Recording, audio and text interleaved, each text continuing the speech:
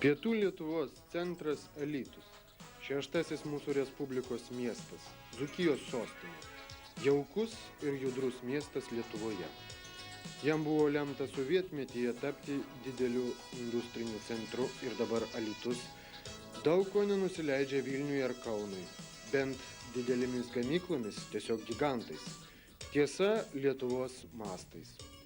O kaip gyvuoja, kaip verčiasi Dzūkijoje verslininkai? Pasikalbėkime apie jų rūpešius ir veiklos prošvaistis. Mums interviu duoda miesto mero pavaduotojas Vytautas Junevičius. Daugiausiai turim personalinių įmonių, viršė 800, tačiau norėčiau pabrėžti, kad apie 300 tų įmonių jau pasinaikino.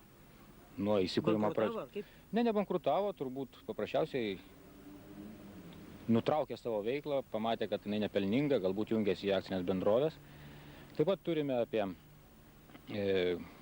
virš 50 akcinių bendrovių, beveik 300 uždarųjų akcinių bendrovių. Vienu žodžiu, privačių įmonių Alytuje yra virš 1000. Tačiau turim ir tokių, sakyčiau, pramonės gigantų. Tai yra privatizavimo pasiekmei tapę privačiom įmonėm. Tai turbūt visiems gerai žinoma šaldytuvų gamykla bus valstybinė, dabar akcinė bendrovė. Siuvimo fabrikas Dainava, dabar akcinė bendrovė Dainava. Chemijos įmonė. Jau tvarkosi dokumentus, privatizavosi medvilnės kombinatas. Taigi praktiškai Alytuje privatizuotos ne tik smulkios įmonės, bet ir stambios, praktiškai visos statybinės organizacijos. Taigi šiandien mes jau galim pasakyti, kad Alytus pramonės centras buvęs Pietų Lietuvos, šiandien tai yra verslo centras Pietų Lietuvos. Duona mūsų kasdieninė. Ji visiems be išimties aktuali. Ar tai verslo žmogui, ar dvasiško turto kūrėjai. Todėl nelengvos ir išties aktualios privatizacijos problemos maisto ir kasdieniškų prekių parduotuvėse. Vidzgirio prekybos centras judriausia Alytaus žmonių susibūrimo vieta. Taigi privatizavus Vidzgirio prekybos centrą Alytuje, mes tapome šeimininkais. Branginame be abejo labiau savo turtą, tai ir dėžės, kuriuo anksčiau nežiūrėjome taip ypatingai. Kaip mes patinkam pirkėjams. Atsakyti į tai sunku, bet matyti iš pirkėjų veidų. Tai prekių gausa, tai galbūt 10 000 ar 20 000 padidėjo prekių asortimentas. Tai yra nepalyginami dalykai, kuriuos matė Vidzgiryje prieš privatizaciją. Be to pas mus prekiavom ne tik maisto prekėmis visomis, pramoninės prekės, visuomenės maitinimas, alaus baras, kavos baras, lauko prekyba. Taip kad pirkėjai pas mus gali tikrai surasti viską, ko jie pageidauja. Teko nesilankytis Vilniuje, lai nesupyksta gerbiami kolegos, tikrai nenusileidžiam sostinėje. Tikrai prekių pas mus nemažiau. Ir kainos, noriu pabrėžti, kad tikrai yra mažesnis. Po privatizacijos radome labai blogas patalpas visur, tiek koridoriai ir salės, ir kur tik bepažiūrėsi. Taigi dabar jau šiek tiek praturtėję, darom visų remontą. Pinigų dėja trūksta, neapseinam ir be paskolų banko, prekių gausėja, pirkėjų daugėja, tikrai apyvarta neturėtų mažėti. Vertinant biudžeto padėtį, drįsčiau teigti, kad Alytaus įmonės dirba šiek tiek geriau negu vidutiniškai Respublikoje. Kadangi mūsų, pavyzdžiui, pusmečio pajamų planas biudžeto įvykdytas, tuo tarpu kaip didžiųjų miestų ir Kauno ir Vilniaus padėtis blogesnė. Taigi drįstu tvirtinti, kad Alytaus įmonės dirba šiek tiek geriau negu kad viso Respublikoje. Jūs išskiriate tas stambiasias įmonės. Tokių, kurios tik perka ir parduoda, ar daug bendroje sumoje? Šiandien gana sunku, man tiesiog aš nepasitikslinau mokesčių inspekcijoje, tačiau galiu drąsiai pasakyti, kad dauguma smulkesnių akcinių bendrovių ir uždarųjų akcinių bendrovių, tame tarpe ir personalinių įmonių, būtent šiandien perka ir parduoda. Tai yra šiandien pelningiausia veiklos rytis. Su verslininkais teko šnekėtis ir beveik visi draugiškai teigia, kad tai yra laikina, kad tai yra pirminis kapitalo kaupimas ir toliau visi mąsto apie gamybą. Turime ir dabar keletą uždarųjų akcinių bendrovių, kurios pradėjo savo veiklą gamybinę, būtent gamindami kažką tai. Jie tos veiklos nenutraukė, tačiau lygiai grečiai vysto ir pirkimo pardavimo operacijas.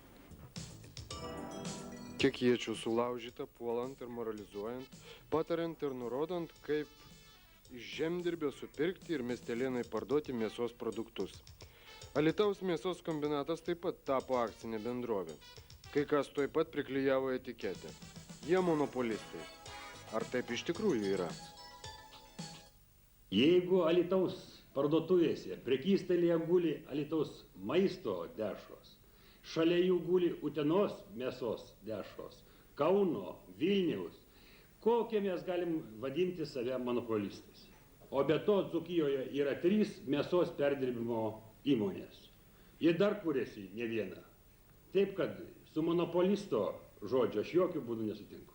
Mes, turėdami sandėliuose didelį kiekį produkcijos, patiriam didelius nuostolius. Tai visų pirma, kad stovi produkcija, sensta jinai, blogėja jos kokybė.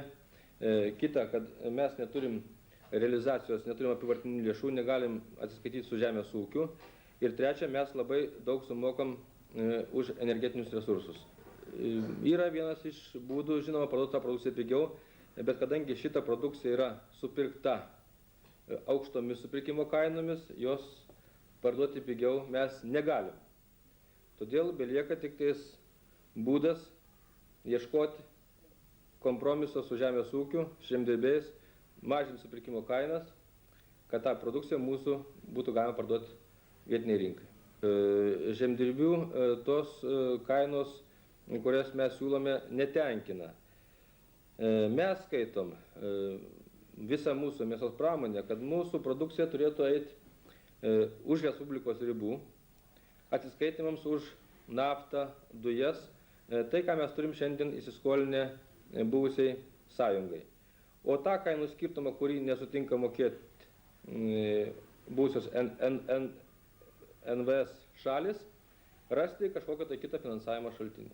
Jeigu mes jau einam į rinkos sąlygas, mes priversti ieškoti būdų, kaip joje įsilaikyti, tuo pačiu priversti ir žemdirbiai.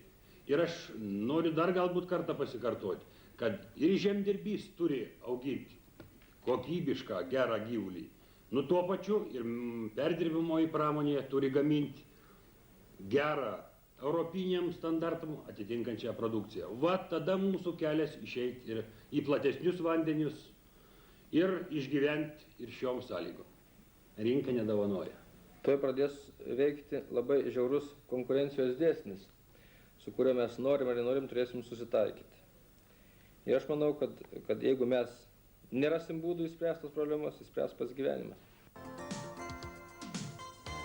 Baigėsi iškilmės pašvestos Dariaus ir Girėno skrydžio per Atlantą jubiliejų. Alytiškiai miesto centre turi muziejų, kuris pastarąją savaitę buvo tikrai dėmesio centre.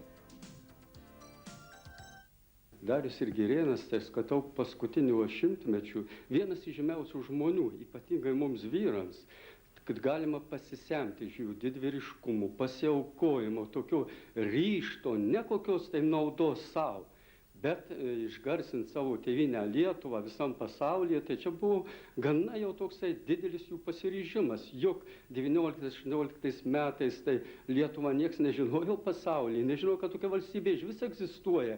Jie su savo sparnais perskridė Atlanto vandenyną, pranešė visam pasauliu, kad yra tokia valstybė Lietuva. Ir mažos tautos yra gabių žmonių, kurie ryžtasi tokiems žygiams. Sakykite, kaip atsitiko, kad toks muziejus atsirado čia, Alytaus centre? Čia gana sudėtinga ta istorija ir sunkiai keliavom. Mes iš kaimų, gal pasakyti, čia iš kolektyvinio sodo Berželis, kai važiavome į Alytų, gavome šitas patalpas, remontavome 3,5 metų savo kainą su savais, kaip sako, artimaisiais žmonėmis, atidavėm visą laisvalaikį, ne tik valandas po darbo, bet šeštadienius, net ir sekmadienius. Ir visas lėšas, ką mes kaupėm. Visą tai čia įdėta. Taip čia įdėta. Sakykite, ar gausiai ateina žmonių čia pasižiūrėti? Gausiai lankėsi tai kolektyviniam sode, kadangi, žinot, tada buvo toks tautos didelis pakilimas. ir labai tai domėjosi, ne tik alytiškiai, bet dauguma iš visos, sakyčiau, Lietuvos. Čia, aš skaityčiau, kad dar kol kas ne laikas gal, ateis ir kultūra eilė. O dabar greta yra kavinukė, kuri kažkokiu mastu remia jūs kažkaip. Nu, kavinukė, tai gal mums, aš taip įsitikinau, kad reikalinga. Kavinukė tai ir yra kultūros objektas. Būnant kolektyviam sode, kada žmonės apsilankydavo, atvažiuodavo kažkur pabendrauti, o ko bendrausi? Prie kavos puodelio. Tai yra, kada įsikėlėm į miestą, šitas patalpas gavom ir atsirado tai įkurti ir kavinę kur. Ir skaitau, mum tokia parama yra išlaikyti, juk dar viskas yra labai brangu, o pajamos iš muziejaus tikrai neišgyvens niekas.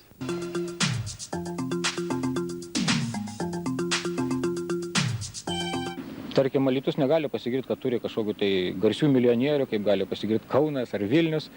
Visai Respublikai žinomas pavardės, šiandien mes tokių bent jau plačiai išreklamuotų neturim. Tačiau, kaip minėjau, Alytus pramonės miestas ir dar seni statistikos duomenys teigia ir matyt, kad situacija labai nepasikeitus, tik patvirtinate teiginį, kad Alytus tai yra pramonės miestas, nes mūsų pramonės produkcijos apimtis maždaug tokia pati kaip Panevėžyje. Tačiau lygintis versle su Panevėžiu nedrįsčiau šiandien.